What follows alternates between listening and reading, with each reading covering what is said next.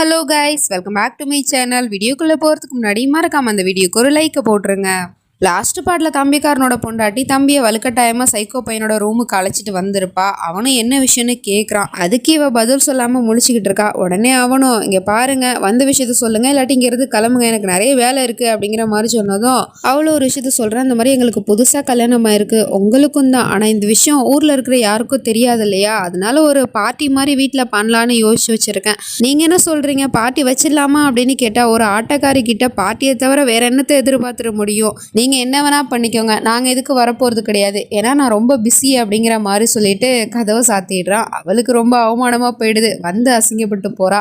இருந்தாலும் புருஷங்காரங்கிட்ட ரூமில் கூப்பிட்டு வச்சு சொல்லிக்கிட்டு இருக்கா. இங்கே பாரு, இப்போ நான் போனேன்ல, அவங்ககிட்ட எல்லா விஷயத்தையுமே சொல்லியிருப்பேன். இந்த மாதிரி நீ பூனமோட லைஃப்பில் பிரச்சனை வரக்கூடாதுங்கிறதுக்காக தான் என்ன கல்யாணம் பண்ணியிருக்காங்கிற விஷயத்த அவங்ககிட்ட மட்டும் சொன்னேன்னு வச்சுக்கியேன், அடுத்த நிமிஷத்துலேருந்து அவன் பொண்டாட்டியே கொடுமைப்படுத்த ஆரம்பிச்சிருவான். அதெல்லாம் நடக்கக்கூடாது அப்படின்னா நீ தான் ராஜாவாகணும், இதை பற்றி உன் அப்பா கிட்ட இப்போவே போய் பேசு அப்படிங்கிற மாதிரி சொல்லிட்டு அனுப்பி வைக்கிறா.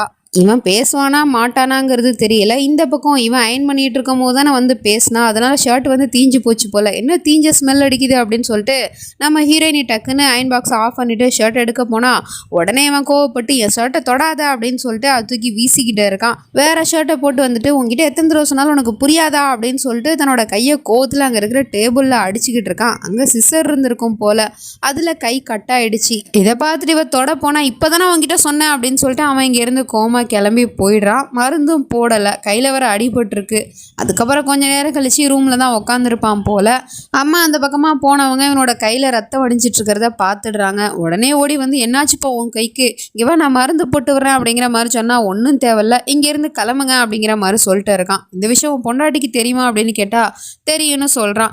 அப்புறமா அவள் கண்டுக்காமல் போயிட்டால, அவளாம் என்ன பொண்டாட்டி அப்படிங்கிற மாதிரி பேசினா, இங்கே பாருங்கம்மா, ஆல்ரெடி நான் உங்ககிட்ட ஏற்கனவே சொல்லிட்டேன், எனக்கும் என் பொண்டாட்டிக்கும் இப்படி ஏற்றி விடுற வேலையெல்லாம் பார்க்காதீங்கன்னு, இங்கேருந்து நீங்களும் கிளம்புங்க, என்ன கொஞ்சம் நேரம் தனியாக விடுங்க அப்படிங்கிற மாதிரி சொல்லிக்கிட்டு இருக்கான். பார்த்தா நம்ம ஹீரோயினி டாக்டரே அழைச்சிட்டு வந்துட்டா போல. ட்ரீட்மெண்ட் பண்ணுங்க, இவரோட கையில் அடிபட்டுருச்சு, இதோ இந்த சிஸ்டர் கிழிச்சிருச்சு அப்படிங்கிற மாதிரி சொல்லிட்டு இருக்கா. அவரும் ட்ரீட்மெண்ட் பண்ண வந்தா உன்னை எவன்டா கூப்பிட்டா, நான் கூப்பிட்டேன்னா உன்னை, எப்படி நீ என் வீட்டுக்கு நான் கூப்பிடாம எனக்கு ட்ரீட்மெண்ட் பண்ண வந்திருப்பேன், இங்கேருந்து கிளம்பலன்னா மூஞ்சி முகரையெல்லாம் உடச்சி விடுவேன் அப்படிங்கிற மாதிரி சொல்லிட்டு திட்டவும் அவர் பயந்துக்கிட்டே அங்கேருந்து ஓடி போய்ட்றாரு. ட்ரீட்மெண்ட் பண்ணலை. இவன் டாக்டர் பின்னாடியே வந்து கெஞ்சிக்கிட்டு இருக்கா, ப்ளீஸ் வாங்க, எதுக்கு போகிறீங்க அப்படின்னு சொல்லிட்டு. இங்கே பாருமா, உன் புருஷன் தெளிவாக சொல்லிட்டான், இதுக்கு மேலேயும் நான் அவன்கிட்ட ட்ரீட்மெண்ட் பண்ண போனேன் அப்படின்னா கண்டிப்பாக அவன் கோவக்காரன் ஏதாவது என்ன பண்ணிவிடுவான் அப்படிங்கிற மாதிரி சொல்லிட்டு இருக்காரு. அது மட்டும் இல்லாமல் அவனோட கையில் நல்லா அடிபட்டுருக்கு, அதுக்கான மருந்து போட்டே ஆகணும், இல்லைனா இன்ஃபெக்ஷன் ஆகிடும் அப்படிங்கிற மாதிரி சொல்லிட்டு இருக்காரு. அப்போனா அதுக்கான மருந்து எழுதி கொடுங்க, நான் எப்படியாவது போட ட்ரை பண்ணுறேன் அப்படிங்கிற மாதிரி சொன்னால், நான் தான் மருந்து எழுதி கொடுத்தேன்னு மட்டும் சொல்லிடாத தாயி அப்படிங்கிற மாதிரி சொல்லிட்டு அவரும் எழுதி கொடுக்குறாரு. அந்த மருந்தை வாங்கிட்டு வந்து எப்படி இவ போட போகிறான்னு தெரியல. இந்த பக்கம் இவ பால்கனியில் நின்றுட்டு இருக்கும் போது பெரியவரும் சின்னவரும் வெளியிலேருந்து வந்துக்கிட்டு இருக்காங்க. அதை பார்த்துட்டு இவ டக்குன்னு புருஷங்காரனை கூப்பிட்டு, இதுதான் சரியான நேரம், இப்போவே போயிட்டு அவர்கிட்ட பேசு, நீ ராஜாவாகிறத பற்றி அப்படிங்கிற மாதிரி சொன்னால் அவன் முடியாதுங்கிறான். நீ இப்போ மட்டும் பேசலன்னு வச்சுக்கேன், அதுக்கப்புறம் ஏன் வேலையை காட்டிடுவேன், என்ன நானே போய் உண்மையை சொல்லவா எல்லாருக்கிட்டையும் அப்படிங்கிற மாதிரி பிளாக்மெயில் பண்ணிக்கிட்டு இருக்கா. உடனே அவனும் வேறு வழியே இல்லாமல் கீழே போகிறான். அப்படியே அங்கே போய் முழிச்சு நின்றுட்டு இருக்கான். பொண்டாட்டியை மேலே பார்த்துக்கிட்டு எதுவும் சொல்ல மாட்டான். அதை பார்த்துட்டு அவரும் கேட்குறாரு, என்னப்பா ஏதாவது சொல்லணுமா, இல்லை எதுவும் வேணுமா, எதுவாக இருந்தாலும் கேளு அப்படிங்கிற மாதிரி சொன்னால், அதெல்லாம் ஒன்றும் இல்லைப்பா, உங்ககிட்ட ஆசீர்வாதம் வாங்கிட்டு போகலான்னு தான் வந்தேன் அப்படிங்கிற மாதிரி சொல்லிட்டு அவன் இங்கேருந்து போயிடுறான். இதெல்லாம் இவளும் பார்த்துட்டு கடுப்பாகிறா. இனி இவனை நம்பி பிரயோஜனம் இல்லை, எது பண்ணுறதா இருந்தாலும் இனி நம்மளே தான் பண்ணி ஆகணும் அப்படிங்கிற மாதிரி சொல்லிட்டு அவர் மேலே வர நேரமாக பார்த்து இவ டக்குன்னு அவளோட ரூமுக்குள்ளே போய் உட்காந்துக்கிட்டு ஃப்ரெண்டுக்கு அறிய பேச சொல்லிக்கிட்டு இருக்கா. எல்லாம் அவளோட பிளானு தான்.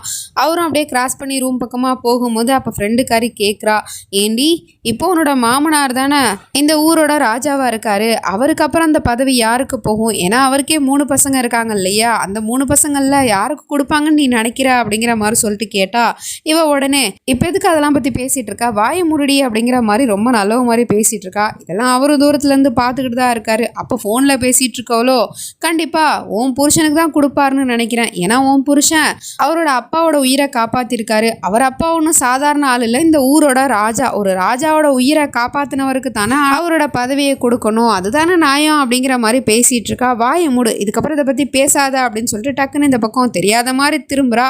அவர் எல்லாத்தையும் கேட்டு போடுறாரு.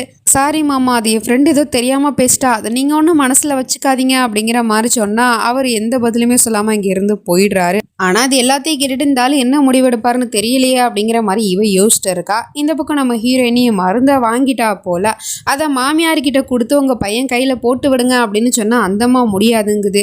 நான் ஆல்ரெடி அவனோட கையில் மருந்து போட போகும்போது தான் என்னை பயங்கரமாக திட்டி அனுப்பிச்சிட்டான். இதுக்கப்புறம் நான் போக முடியாது, நீ தான் போய் ஆகணும். ஏன்னா நீ தானே அவனோட பொண்டாட்டி, அவனோட கடமைகள்லாம் நீ தான் செஞ்சாகணும், அதனால் நீயே போய் போடு அப்படிங்கிற மாதிரி மருமகளை அனுப்பி வைக்குது.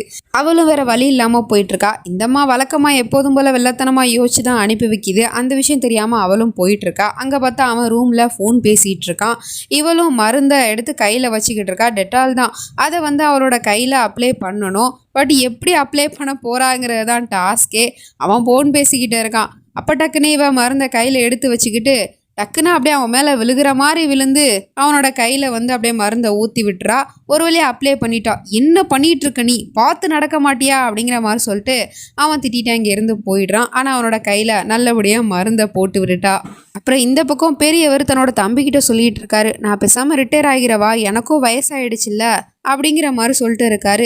என்னன்னா மருமக அவளோட ஃப்ரெண்டுக்கிட்ட பேசிகிட்டு இருக்கிறத காதில் வாங்கிட்டு இப்படி நீங்கள் சொல்கிறீங்களா, அதுக்கெல்லாம் எந்த ஒரு அவசியம் இல்லை அப்படிங்கிற மாதிரி சொல்லிட்டு பேசிகிட்டு இருக்கும் போதே அங்கே அம்மா வந்துடுறாங்க. அம்மா கிட்டேயுமே ஒப்பீனியன் கேட்குறாரு. இந்த மாதிரி நான் ரிட்டையர் ஆகிடுறேன், எனக்கும் வயசாயிட்டே போகுது இல்லம்மா, நம்மளோட பசங்களுக்கு வழி விட்டு நிற்கிறது தான் நமக்கு நல்லது, அதனால நம்மளோட பசங்களில் யாராவது ஒரு ஆளுக்கு பொறுப்பை கொடுக்கலான்னு நினைக்கிறேன், நீங்கள் என்ன நினைக்கிறீங்க அப்படிங்கிற மாதிரி கேட்டால் அவங்களோ அதுக்கு என்னடா இப்போ அவசரம், நீ என்ன உனக்கு என்ன அப்படி பெருசாக வயசாகிடுச்சு, அதெல்லாம் பிறகு பார்த்துக்கலாம், இப்போ அதை பற்றி பேச வேணாம் அப்படிங்கிற மாதிரி சொல்லிட்டு இருக்காங்க. அப்போ தான் அந்த பக்கமாக பியூஷ் கிராஸ் ஆகி போயிட்டுருக்கான்.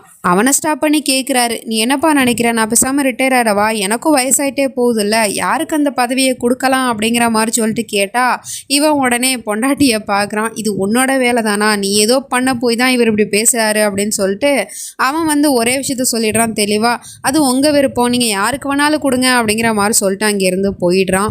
ஸோ என்ன முடிவெடுக்க போகிறாங்கன்னு தெரியல. இந்த பக்கம் இவன் கையை உதறிக்கிட்டே வந்துக்கிட்டு இருக்கான். இவன் கையை உதறிட்டு போகிறத பார்த்தா பொண்டாட்டிக்காரி மருந்து போட்டிருப்பாளோ அப்படின்னு கவனித்து பார்க்குது. மருந்து போட்டு விட்டுருக்காங்கிறதும் தெரியுது. உடனே பையன்கிட்ட ஏற்றி விடுற மாதிரி, என்னப்பா உன் பொண்டாட்டி சாமர்த்தியமா உன் கையில் மருந்தை போட்டு விட்டா போல், அம்மா போட்டுக்கிட்டா போட மாட்டேன், பொண்டாட்டி போட்டுக்கிட்டா தான் போடுவியோ அப்படிங்கிற மாதிரி கேட்டதும் அப்போ தான் அவன் கையை நோட் பண்ணி பார்க்குறான். கையில் மருந்து போட்டிருக்குங்கிறது தெரியுது.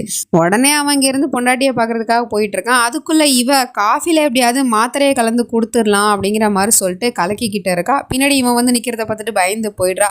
என்னடி உங்ககிட்ட நான் என்ன சொன்னேன், என்கிட்ட வராத, எனக்கு தேவையான எதையும் செய்யாதுன்னு சொல்லியிருக்கேன்ல, அப்படி இருந்துமே நீ சாமர்த்தியமாக கீழே விழுகிற மாதிரி என்னோட கையில் மருந்து போட்டிருக்கியா, உனக்கு எவ்வளோ திமிரு இருந்தால் நீ இந்த மாதிரி செஞ்சிருப்ப அப்படிங்கிற மாதிரி சொல்லிட்டு கேட்டா அதுக்கு இவ்வளோ சொல்கிறா, இல்லை நான் வேணும்னு பண்ண, உன்னோட கையில் மருந்து போடலன்னா இன்ஃபெக்ஷன் ஆகிடும்னு டாக்டர் சொன்னார், அதனால தான் போட்டு விட்டேன் அப்படின்னு சொல்லிட்டு இருக்கா. ஆனால் ஆயிட்டு போகுது, அதை பற்றி உனக்கு என்ன கவலை, என்னோட பர்மிஷன் இல்லாமல் எனக்கே நீ மருந்து போட்டு விடுறியா, நீ செஞ்சது ரொம்ப பெரிய தப்பு, அதுக்கான தண்டனை உனக்கு கிடைச்சாகணும்ல அப்படின்னு சொல்லிட்டு அவள் இப்போ போட்டு விட்டா இல்லையா, அந்த டெட்டாலை எடுத்து கையில் வச்சுக்கிட்டு இருக்கான். இந்த டெட்டாலை எடுத்து இப்போ நீ குடிக்கிற, இதுதான் நான் உனக்கு கொடுக்குற தண்டனை அப்படிங்கிற மாதிரி சொல்லிக்கிட்டு இருக்கான். குடிச்சா குடலெல்லாம் வெந்து போயிடும், ஆனாலும் இந்த பையன் அதை நீ குடிச்சு தான் ஆகணும் அப்படிங்கிற மாதிரி சொல்லிக்கிட்டு இருக்கான். அவளும் வேற வழி இல்லாமல் அதை கையில் வச்சுக்கிட்டு இருக்கா. வாங்கி அதை குடிக்க போகிறதுக்கு முன்னாடி அப்படியே அங்கே சீனை கட் பண்ணிவிட்டு இப்போ ஹாலில் காமிக்கிறாங்க. தம்பிக்காரன், அதாவது நம்ம ஹீரோயினோட தம்பிக்காரன், அவன் நின்றுக்கிட்டு அங்கே இருக்கிற தங்கச்சிக்காரிக்கிட்ட ப்ரப்போஸ் பண்ணிக்கிட்டு இருக்கான். அவகிட்ட ஆல்ரெடி இதை பற்றி சொல்லியிருப்பான், நான் உன்னை காதலிக்கிறேன், உன்னை கல்யாணம் பண்ணிக்கணும்னு ஆசைப்படுறேன் அப்படின்னு சொல்லிட்டு. அதுக்கு அவளோ, நீ இதை என் குடும்பத்தில் இருக்கிற எல்லாருக்கு முன்னாடி என்கிட்ட சொல்லு, அப்போ நான் ஒத்துக்கிறேன் நீ வீரங்கிறத அப்படிங்கிற மாதிரி சொல்லியிருப்பா. ஸோ இது வேணும்னே அவள் பண்ணாலா என்னங்கிறது தெரில. அதை நம்பிக்கிட்டு இந்த பயலும் அங்கே இருக்கிற எல்லாருக்கு முன்னாடியுமே ப்ரப்போஸ் பண்ணிக்கிட்டு இருக்கான், நான் உன்னை காதலிக்கிறேன், உன்னை கல்யாணம் பண்ணிக்கணும்னு ஆசைப்படுறேன் அப்படின்னு சொல்லிட்டு. அப்போ ஒருத்தன் எட்டி உதஞ்சிக்கிட்டு இருக்கான். அது வேற யாரும் இல்லை, அண்ணங்காரன் தான்.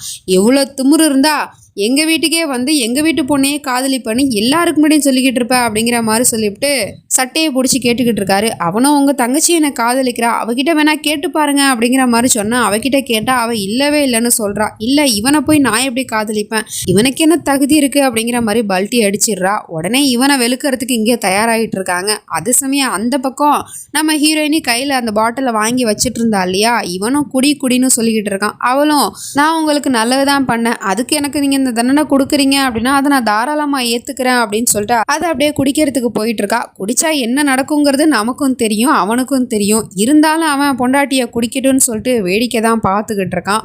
ஸோ என்ன நடக்க போகுதுன்னு தெரியல, வெயிட் பண்ணி தான் பார்க்கணும். நெக்ஸ்ட் நினச்சி நம்ம அடுத்த பாட்டில் பார்த்து தெரிஞ்சுப்போம். அது வரைக்கும் பை ஃப்ரெண்ட்ஸ்.